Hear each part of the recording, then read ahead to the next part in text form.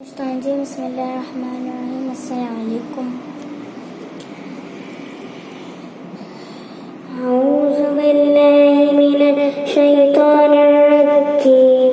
بسم اللہ الرحمن الرحیم۔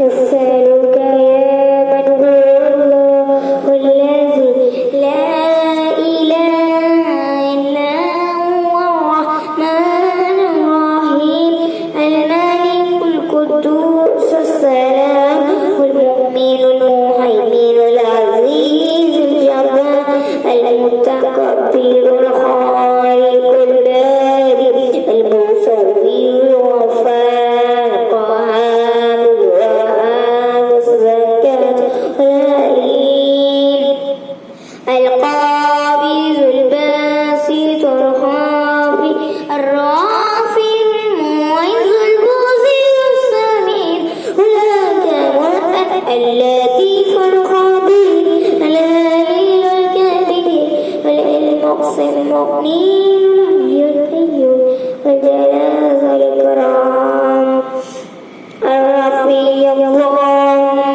صل الله بالصلاة فذكرك زاهدي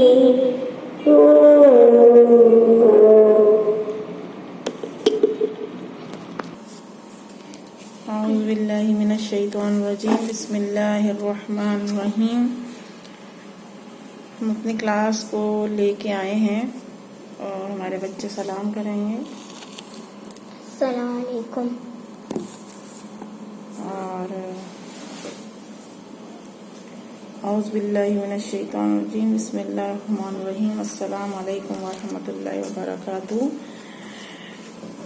دعا کے ساتھ ہے کہ اللہ پاک سب کو آسانی فرمائے۔ اے اللہ اس وقت کو آسان کر دے جس میں بے چینیاں اور پریشانیاں انسان کو بے حال کیے رکھتی ہیں، ان سے نجات عطا فرما، آمین یا رب العالمین۔ اللہ پاک ہمارے لیے، آپ کے لیے، سب کے لیے آسانیاں پیدا کرے اور سب کی بے چینیوں کو، بیماریوں کو، پریشانیوں کو، انسان کو بے حال کیے رکھتی ہیں جو بیماریاں، پریشانیاں، اللہ پاک ان کو سب سے نجات دے، سب سے سکون عطا فرمائے ان سب چیزوں سے، اور اپنے گھر میں خوش رہیں، آباد رہیں، آمین یا رب العالمین۔ اور آج ہم سورہ فاتحہ سے، اپنی پیاری سی سورت سے شروع کرتے ہیں، اپنے کلاس کا آغاز کرتے ہیں، آمین۔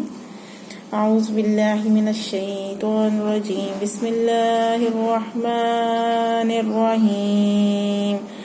الحمد للہ رب العالمین الرحمن الرحیم مالک یوم الدین ایاک نعبد و ایاک نستعین اہدنا الصراط المستقیم صراط الذین انعمت علیہم غیر المغضوب علیہم ولا الضالین، آمین یا رب العالمین۔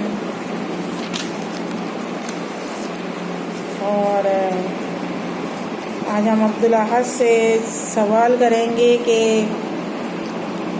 جیسے ہم بچوں کو شیطان بول دیتے ہیں اور پیار سے بولتے ہیں کہ وہ بہت زیادہ شرارتی ہوتا ہے بچہ اور بہت ساری شرارتیں کر لیتا ہے، تو ہم مذاق میں یا ایسے محبت سے بھی شیطان بولتے ہیں۔ تو آج عبدالاحد سے پوچھتے ہیں کہ ان کو گھر میں کوئی شیطان پکارتا ہے آپ کو؟ مجھے کوئی میرے بہن بھائی ہیں، وہ کبھی کبھار پکارتا ہے، یا کوئی اور کے پکار لیتا ہے۔ کلاس میں تو نہیں بولتا ہے کوئی؟ بچے تو نہیں بولتے کلاس میں شیطان ہو گئے ہو، یوں ہو گئے ہو؟ نہیں؟ اچھا چلیں دیکھیں، اپنے بچوں کو شیطان ہم بول دیتے ہیں مگر یہ بات صحیح نہیں ہے۔ اپنے بچوں کو شیطان کا لفظ کیا ہے؟ لفظ شیطان کا ورڈ کیا ہے؟ اس کا ورڈ کیا ہے؟ شین تو ہے نون، یعنی اللہ کی رحمت سے دور، دھتکارا ہوا۔ کیا ہے؟ اللہ کی رحمت سے دور اور دھتکارا ہوا، اس کے جو اس کے مینس بنتے ہیں، ورڈ بنتے ہیں، ہم بڑے شوق سے اور محبت سے اپنے بچوں کو بول دیتے ہیں اور سمجھتے نہیں ہیں کہ ہم کیا بول رہے ہیں. اللہ معاف کرے. شین تو ہے نون، یعنی اللہ کی رحمت سے دور دھتکارا ہوا، اس لیے بچے کو کبھی شیطان نہ کہیں. اللہ نہ کرے. شیطان تو اللہ کی رحمت سے دور رہتا ہے، اور ہم تو نہیں چاہیں گے کہ ہمارا بچہ اللہ کی رحمت سے دور رہے. اور ہمیشہ آپ یہ چیز کا احتیاط کیجیے گا کہ کبھی بھی اپنے بچے کو شیطان نہ کہیں. اور ہاں، اگر آپ کا بچہ بہت شرارتی ہے تو آپ اسے شرارتی کہہ سکتی ہیں. کہہ لیں شرارتی ہے میرا بچہ، تو شیطان کہنا غلط فاعل ہے. کیا ہے؟ غلط ہے شیطان کہنا. شیطان کا مطلب ہی یہی ہے کہ اللہ کی رحمت سے دور ہو جاتا ہے وہ بچہ. اور ہم اس کے معنی بھی یہی ہیں کہ یعنی اللہ کی رحمت سے دور دھتکارا ہوا. کیا ہے؟ اللہ کی رحمت سے دور دھتکارا ہوا. تو نعوذ باللہ، ہم نہیں چاہتے ہیں کہ ہمارے بچے اللہ کی رحمت سے دور ہو جائیں. یہ لفظ ہم اگر کہتے ہیں تو بہت احتیاط کیجیے گا. اللہ کی رحمت سے دور ہو جائے ہمارا بچہ اور ہم یہ لفظ بول دیں تو، کیونکہ بہت سارے لوگوں کو نہیں پتہ ہوتا اور مذاق میں بچوں کو بول دیتے ہیں تو شیطان ہو گیا، تو ایسا ہو گیا ہے. تو گزارش ہے کہ اپنے بچے کو شیطان کہنے سے گریز کریں. آمین. اور آج ہم سورہ اعراف پڑھیں گے. اور اعوذ باللہ من الشیطان الرجیم. بسم اللہ الرحمن الرحیم.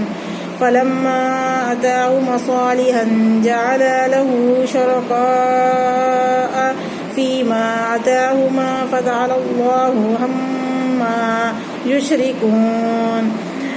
أيشركون ما لا يخلق شيئا وهم يخلقون ولا يستطيعون لهم نصرا ولا أنفسهم ينصرون وإن تدعوهم إلى الهدى لا يتبعوكم سواء عليكم أدعوتموهم أم أنتم صامتون. ہم ترجمہ پڑھیں گے. جب اللہ نے دونوں کو صحیح سالم اولاد دے دی تو اللہ کی دی ہوئی چیز میں وہ دونوں اللہ کے شریک قرار دینے لگے. اللہ پاک ہے ان کے شرک سے. دیکھیں 190 اور سورہ اعراف ہے، اور جو میں پڑھ رہی ہوں صفحہ ترجمہ 190. کیا ایسوں کو شریک ٹھہراتے ہیں جو کسی چیز کو پیدا نہ کر سکیں اور وہ خود ہی پیدا کیے گئے ہوں، اور وہ ان کو کسی قسم کی مدد نہیں دے سکتے ہیں اور وہ خود بھی مدد نہیں کر سکتے. اور اگر تم ان کو کوئی بتلانے کو پکارو تو تمہارے کہنے پر نہ چلیں. تمہارے اعتبار سے دونوں امر برابر ہیں، خواہ تم ان کو پکارو یا تم خاموش رہو. تھوڑی سی میں تفصیل بتا دیتی ہوں کہ اس کی تفسیر یہ ہے ترجمے کے کہ اکثر ہمارے ماشاءاللہ اولاد ہونے والی ہوتی ہے، اور جس کو اولاد نہیں بھی ہوتی ہے تو کچھ دیر سویر ہو جاتی ہے اور وہ اللہ سے نہیں مانگتے ہیں، بہت پیر فقیروں کے پاس چلے جاتے ہیں اور وہ اللہ کے ساتھ بندوں کو بھی شریک کرتے ہیں. تو اللہ نے قرآن میں بیان فرما دیا ہے کہ تم میرے ساتھ شریک کرتے ہو، وہ بھی تمہارے جیسے بندے ہیں، وہ تمہیں نہ کچھ دے سکتے ہیں نہ تم ان سے کچھ لے سکتے ہو، اور وہ بھی تمہارے ہی جیسے بندے ہیں، اور ان کو کسی قسم کی مدد نہیں دے سکتے، اور وہ خود بھی مدد نہیں کر سکتے. کیا ہے؟ وہ خود بھی تمہاری مدد نہیں کر سکتے ہیں. یعنی حمل کی ابتدائی ایام میں حتیٰ کہ نطفے سے علاقاتن اور علاقاتن سے مضغاتن بننے تک حمل خفیف ہی رہتا ہے، محسوس بھی نہیں ہوتا، اور عورت کو زیادہ گرانی بھی نہیں ہوتی۔ بوجھل ہو جانے سے مراد جب بچہ پیٹ میں بڑا ہو جاتا ہے تو جوں ولادت کا وقت قریب آتا جاتا ہے، والدین کے دل میں خطرات، دیکھیں دل میں خطرات اور توہمات پیدا ہوتے جاتے ہیں، بالخصوص جب عورت کو اٹھرا کی بیماری ہو تو انسانی فطرت ہے کہ خطرات میں وہ اللہ کی طرف رجوع کرتا ہے، چنانچہ وہ دونوں اللہ سے دعائیں کرتے ہیں اور شکر گزاری کا عہد کرتے ہیں۔ شریک قرار دینے سے مراد یا تو بچے کا نام، دیکھیں بچے کا نام ایسا رکھنا ہے، مثلا امام بخش، پیرا دتا، عبد شمس، عبد علی وغیرہ، جس سے یہ اظہار ہوتا ہے کہ یہ بچہ فلاں بزرگ فلاں پیر کی نعوذ باللہ نظر کرم کا نتیجہ ہے۔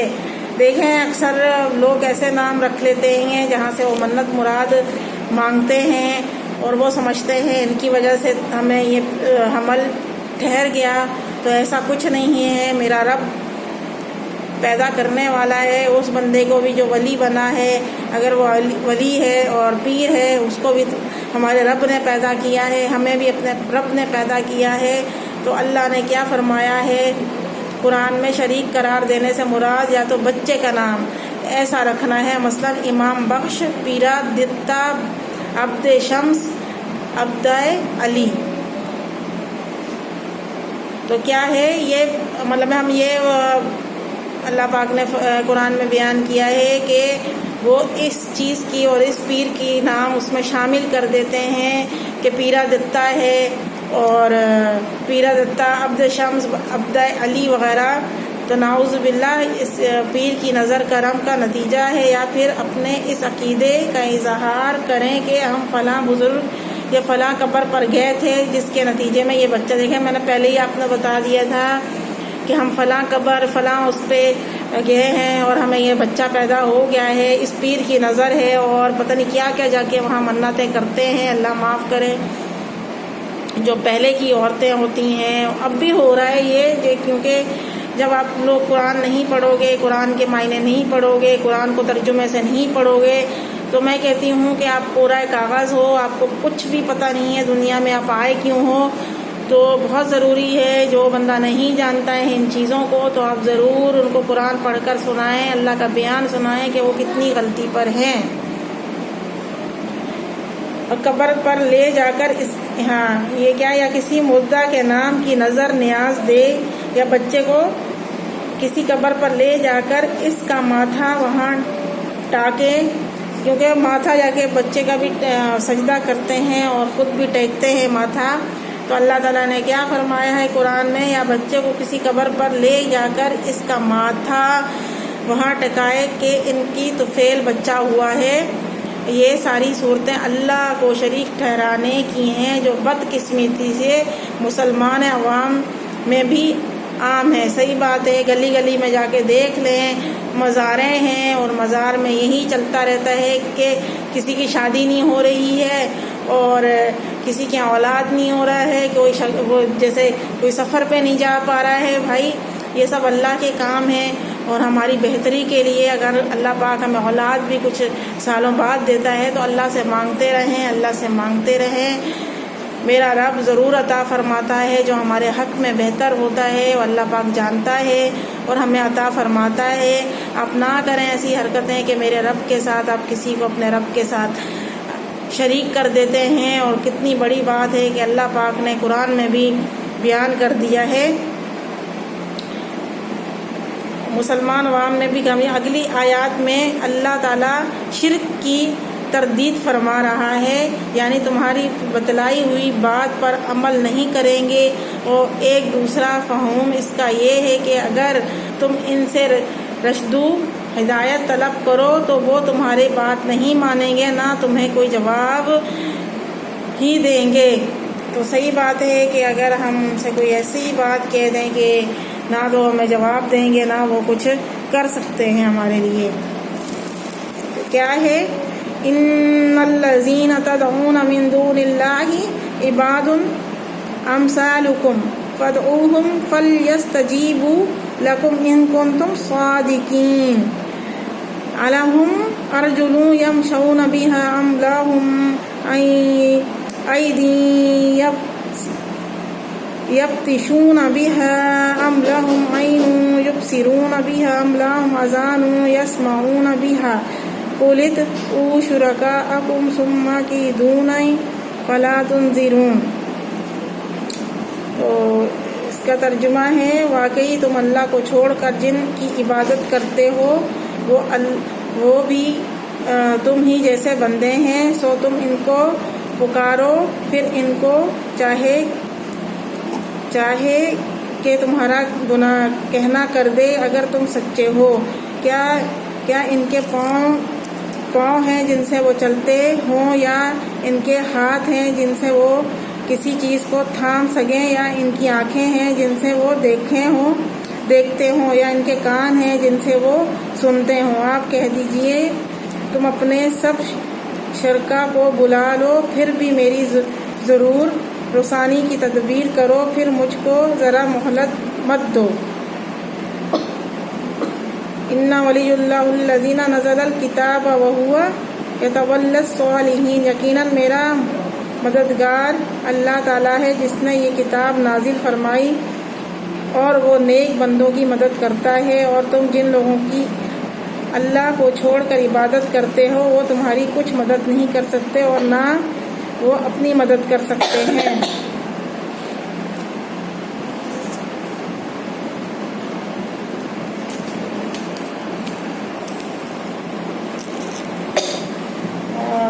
والذین تدعون من دونہ لا یستطیعون نصرکم ولا انفسہم ینصرون، یقیناً میرا مددگار اللہ تعالیٰ ہے جس نے یہ کتاب نازل فرمائی اور وہ نیک بندوں کی مدد کرتا ہے. اور تم جن لوگوں کی اللہ کو چھوڑ کر عبادت کرتے ہو تمہارے کچھ مدد نہیں کر سکتے اور نہ وہ اپنی مدد کر سکتے ہیں، نہ ہماری مدد کر سکتے ہیں. اللہ تعالیٰ نے بیان قرآن میں دے دیا ہے کہ نہ تمہاری مدد کر سکتے ہیں نہ وہ اپنی مدد کر سکتے ہیں.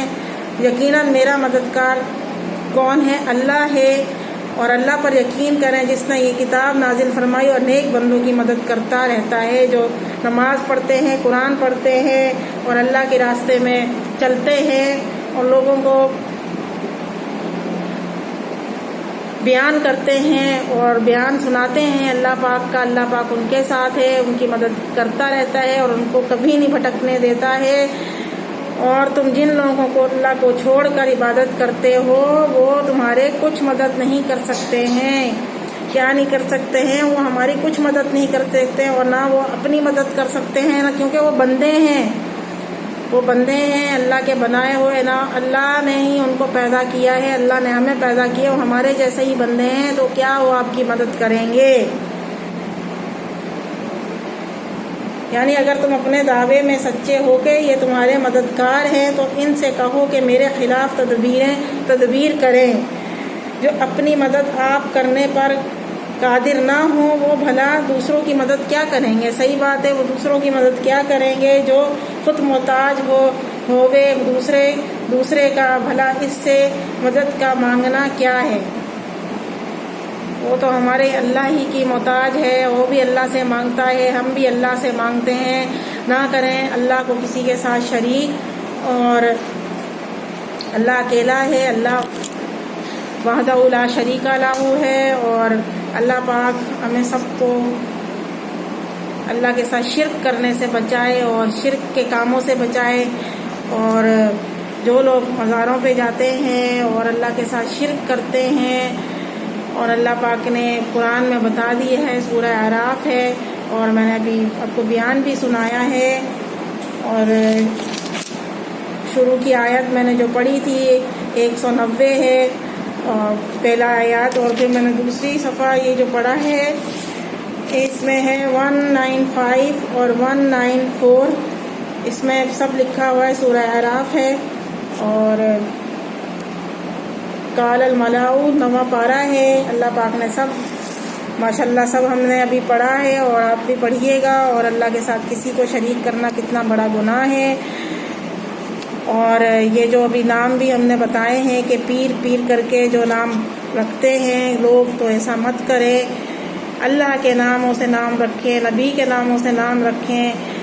اور کتنے پیارے پیارے نام ہیں ہمارے، جو 99 نام ہم پڑھتے ہیں اللہ پاک کے. آپ کو کتنا، میں کہتی ہوں کتنا سکون پہنچتا ہے ہمارے دل کو جب ہم پڑھتے ہیں. ہمارے نبی صلی اللہ علیہ وسلم کے کتنے پیارے پیارے نام ہیں. سب سے میٹھا نام تو ہمارے نبی کا ہے، محمد صلی اللہ علیہ وسلم.